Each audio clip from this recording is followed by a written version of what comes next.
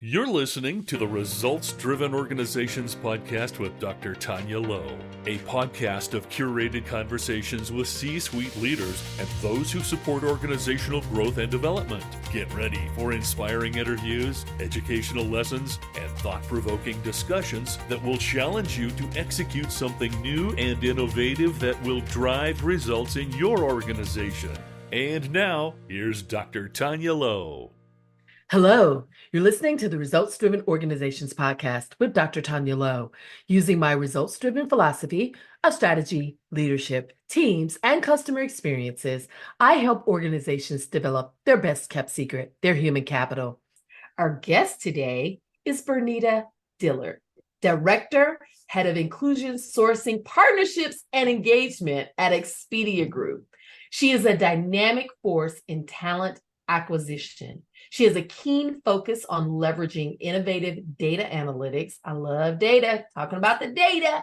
She leads transformative initiatives to shape the future of diverse talent acquisition.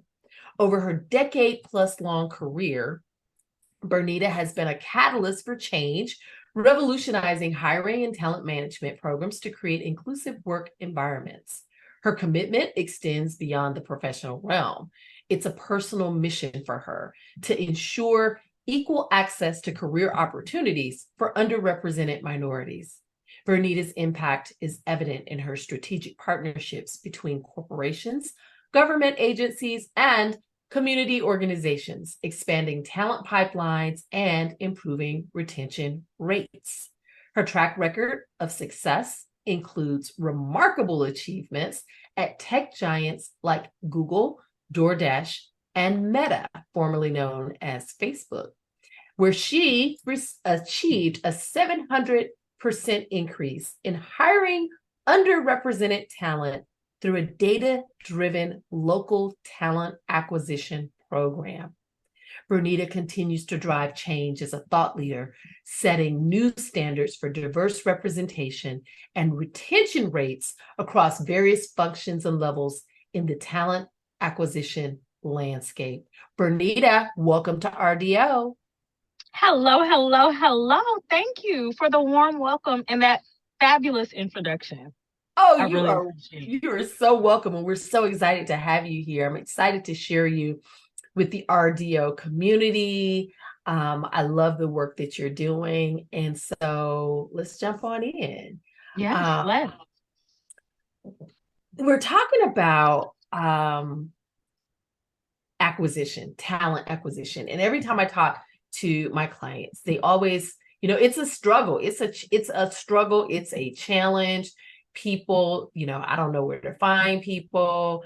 I don't know where to find diverse talent. I think I mentioned to you, if someone has said that to me. Yeah. So, with all of that, how has the landscape of recruitment evolved over the past years? And what are some of the emerging trends do you foresee in the future when it comes to recruiting talent?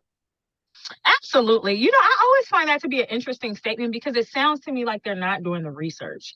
I don't need to call a spade, but that is essentially what I would say, because you have to meet talent where they are, right? And so you're not able to find them because you're not investing in finding talent. Right. So, for example, I think when I think about how we've shifted gears and how I've shifted gears at past companies, how we're shifting gears at my current company, and how we think through what the future landscape looks like as far as engaging with talent from underrepresented communities and finding and hiring talent, we're going to where they are. We're going to Latinas in Tech. We're going to Afro Tech. We're going to the National Black MBA Association Conference. We're going to spaces where we know talent will be and engaging with them in those spaces because that's where they're getting their cup filled up. And we want to be right there getting to know them. We want to build our brand in the talent community so that they think about us, right? That's another thing. I think people think, okay, I'm going to post a role and everybody's going to apply. Well, if they've never heard of you, you have not invested into anything where they've seen your brand. How do they know that you exist? Wow, exactly. So I think that one thing is critical, and that is employer brand, meeting talent where they are, and making sure that you're making the right investments in those spaces. So like those are three critical components. In addition to that, I would say hire an expert. There are so many talent acquisition professionals who have expertise within inclusion, within diversity, within equity, that can create a strategy for you, right? Create a strategic plan for the organization that they can look to, they can analyze, they can adjust, they can be agile to, but that they can execute on to make sure that they're accomplishing the goals that they want to accomplish. There are people with this expertise on the market. But go ahead. Wow, RDO, she comes out of the gate dropping nuggets already. So go ahead, get your pen, get your paper. And I mean, you said it. You said it right there. Go to where the talent is. I attended at HBCU, a historically Black college and university. And every year I do a post about, hey, this is HBU season. People going to be going to homecoming. Don't be having meetings on at 8:00 on Monday and at 4:00 on Friday. But then I do that jokingly. But then in that post, I always talk about, ask you, this is a great time to get to know about about their HBCUs, about you have talent, current talent that attend HBCUs. This is a great time to get involved in those HBCUs, do a hiring, do a recruitment, go and find out. So I love what you said about go where they are. I'll add another nugget that's not necessarily talent acquisition specific, but even when you think about that, let's say, for example, a company has a product. You can be going to events, conferences, going to homecomings, and you can be giving away your product, talking about your product, marketing your product, as well as building relationships to find talent. So you can kill two birds with one stone, right? Wow. That is the thing that can be critical, is that you want to bring your business strategy along with your talent acquisition strategy. But go ahead. Wow, no, that is a great addition to the list. So go where they are, engage them, employ your brand, bring your products, because we like products. Bring your products. Have a presence. Yes. And so that is absolutely a huge way of how the recruitment process has changed, because in the past it's just been, we're going to post it and they will come. We build it, they will come. And no, we have to go to where they are. And be competitive, because you're going to be looking for talent that a lot of people are looking for. So you definitely want to be competitive. But yes. Wow. I like what you said also about hire an expert, a person who has the skill set of talent strategy. So this is, can you talk about that a little bit more? How is this different from your HR director or your HR person that just kind of focuses on creating job description? Can you speak on that a little bit?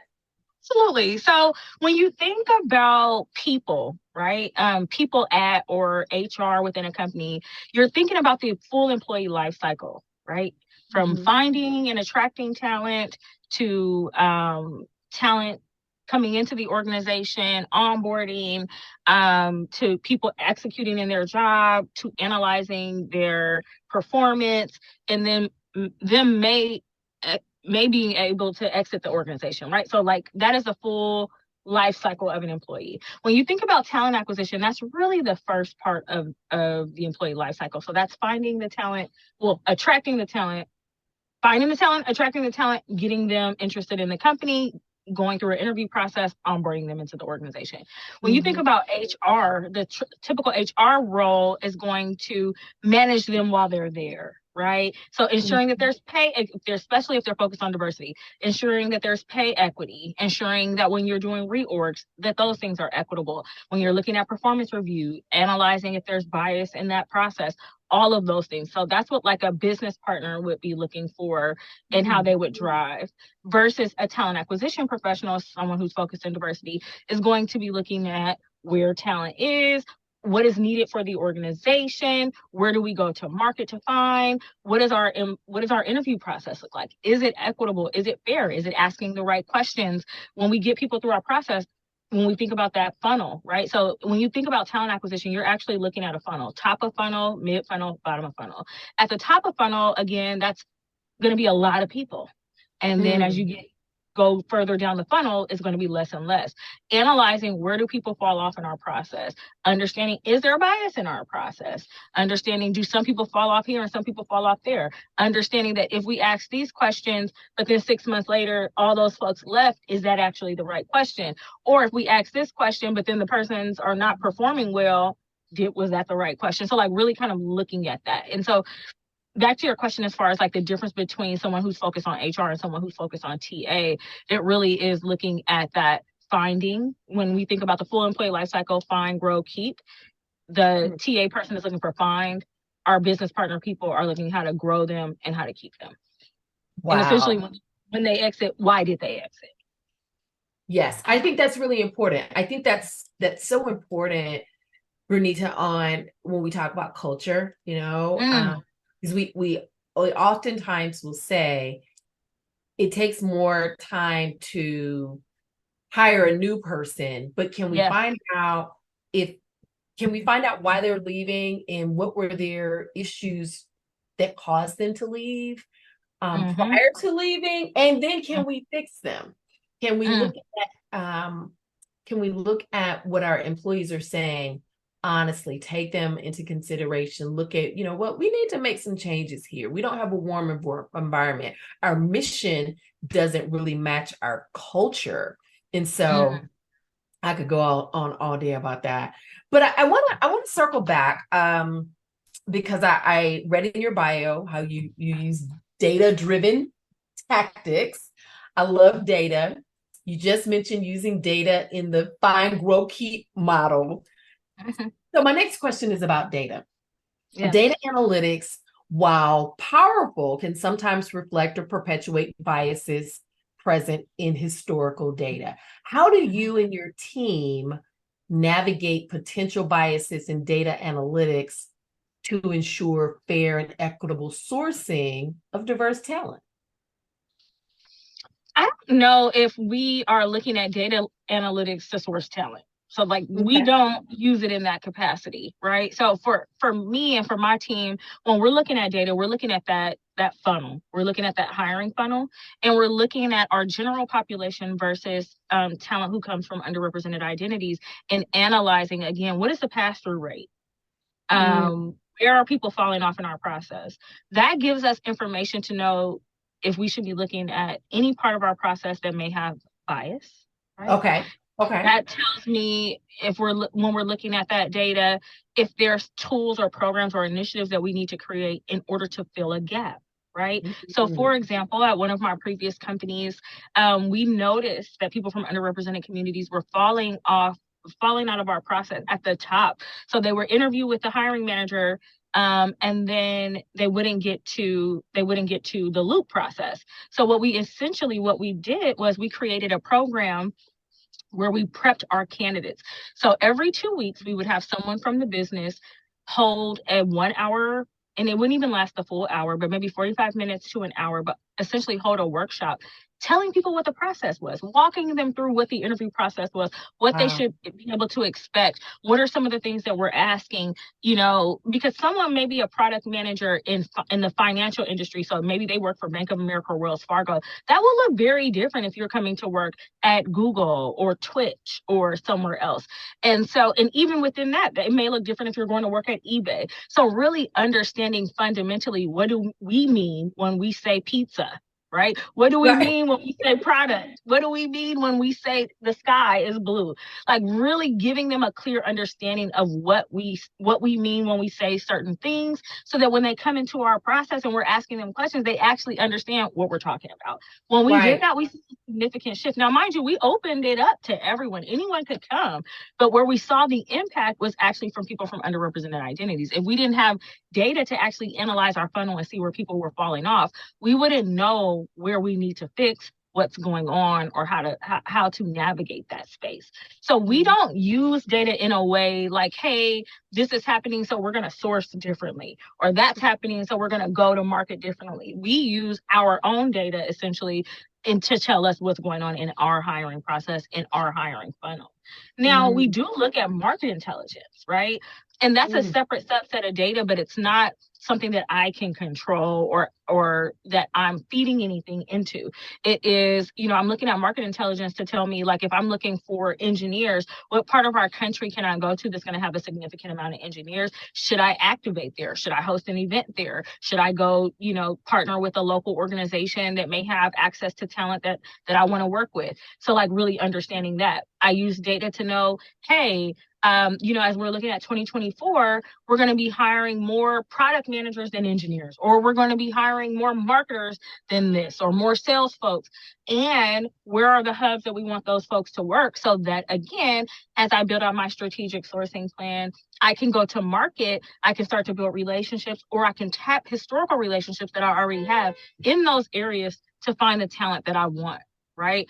So did that answer your question? Oh my God, yes, it did. So this is my summary of it, Bernita. Use market intelligence to tell you where to go, control your funnel, know what's going on in your hiring process and make adjustments, and develop relationships. Yes. Develop relationships. And it all boils down to data. If you're interviewing 20 people, but 18 of them don't, they drop out of the process, then we need to look at the process. Yes. Yeah. And even at bottom funnel, if you have people who are coming in and all the folks are getting offers, but everybody's declining, something is wrong here, right? Why are they declining and where are they going? Are they going to a competitor? Are they starting their own businesses? Did they just not like the offer? Do we need to increase comp? Do we need to do some market analysis around comp? Do we need to do market analysis around our benefits? What is it that's going on at our bottom of funnel, right? If they are declining. And then also, again, that's also how you figure out who your biggest competitor is. If you're losing people and everybody's going to Microsoft, or everybody's going to Amazon, or everybody's going here, that's telling you that they coming for your talent. Right. And so they're coming for your talent. They're going to be doing some quiet hiring, which they're going to be doing some quiet hiring and getting your people. Yes.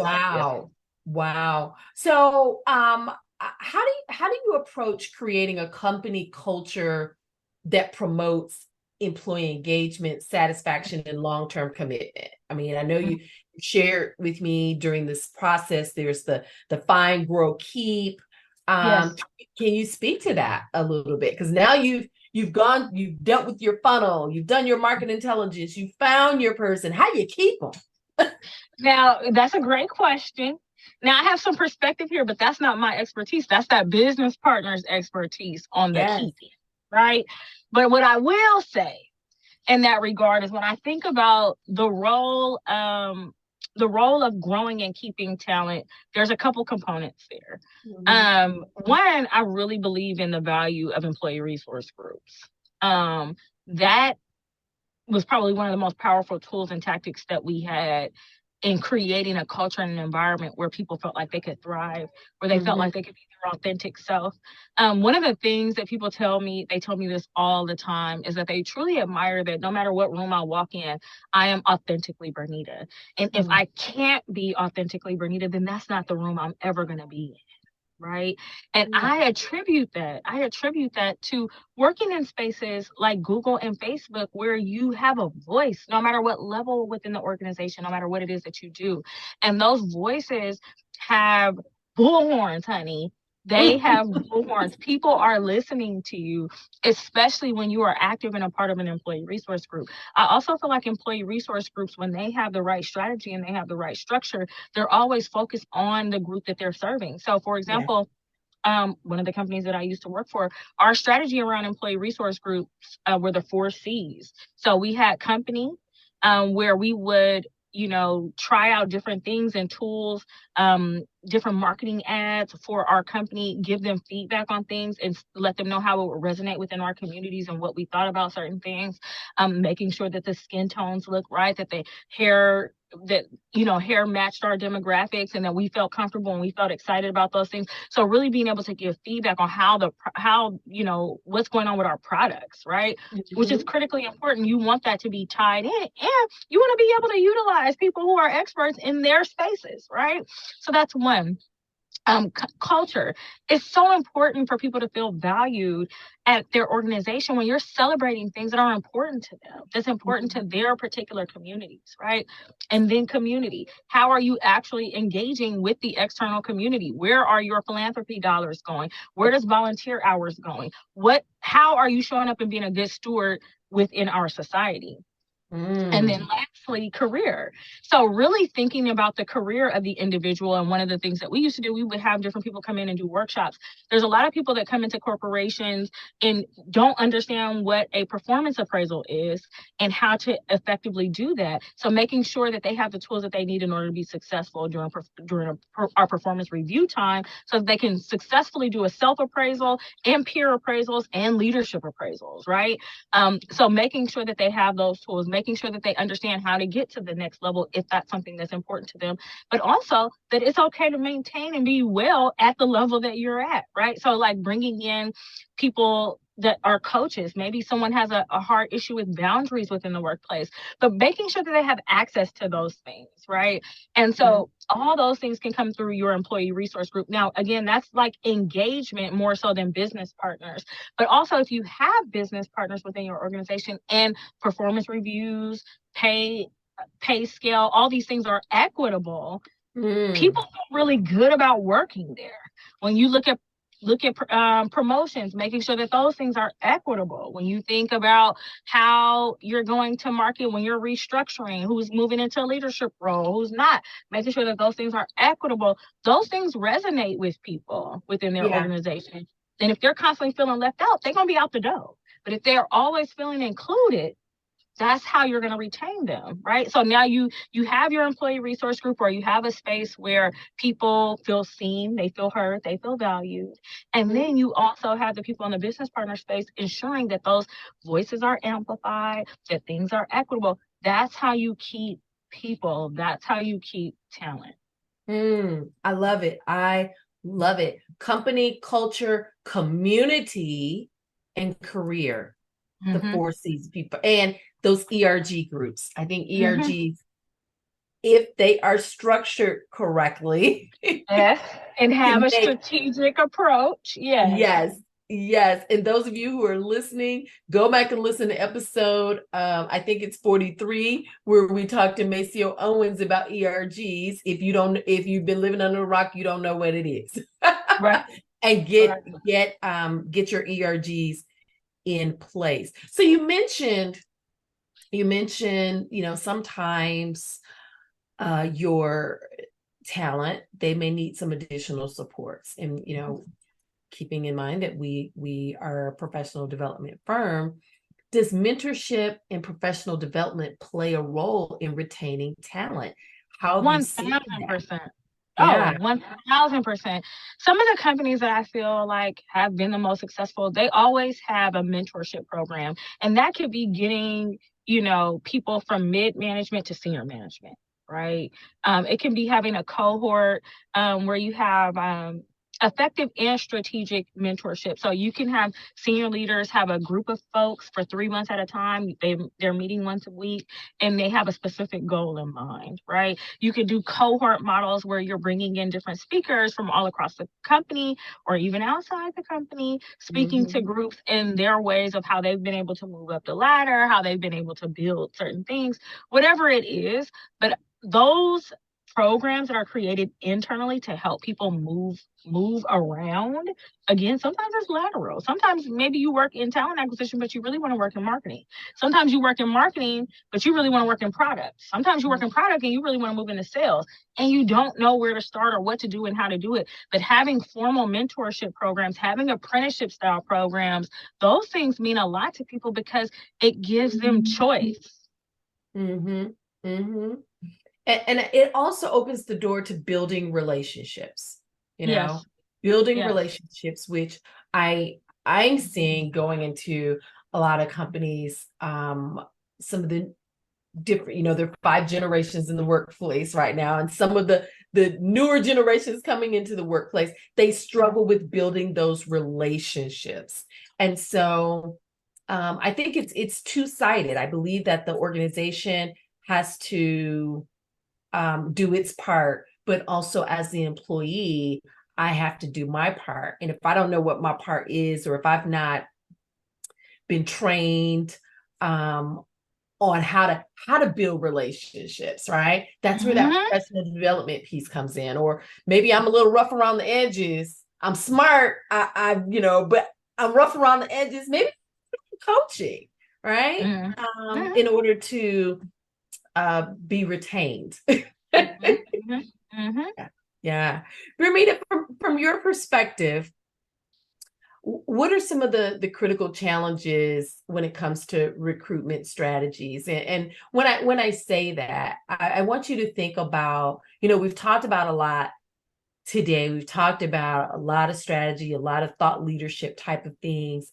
But for a leader or a talent, someone who is responsible for talent in an organization, what are some things that they can do to navigate some of these challenges effectively? Okay, so can you repeat the question? Sure, absolutely. Okay. So what are the most significant challenges that you've seen when it comes to recruitment strategies, and how can professionals in the field navigate these challenges effectively? That's such a hot button question. So the biggest challenge, I mean, we live in a Western world, right? That's really been truly built on all the isms. And I think as much as we'd like to think that we live in a utopian society, we don't. And we're still fighting all the isms. And that honestly is the biggest hurdle. I think in talent acquisition strategy and execution is dealing with the isms. People have like me bias. People have bias affinity to certain schools, bias affinity to certain things. And the reality is you want to hire somebody that is just like you. You want a mini me. That's not adding value. Not adding value.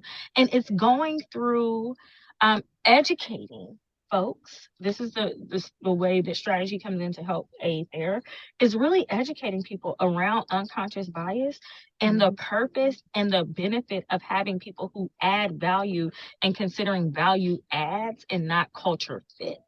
When you think about creating a well-balanced team, because the reality is in Harvard Business School and several other publications have done research and showcased the research that says that teams that are diverse operate faster, better, and are more profitable. Teams that have women in leadership operate better, faster, and are more profitable. And so to think that you would want a homogenous team is crazy to me. But people have to actually be educated in ways and have their eyes open to see what they're actually doing. Right now, there are some people in this world we're never going to change, and they're going to continue to do the things in the way that they've been doing, and that's just how how things work. But there's so many people out there who are like, I really don't know, and I didn't know, and now I'm more conscious. And that's why I think that having unconscious bias training is an effective way.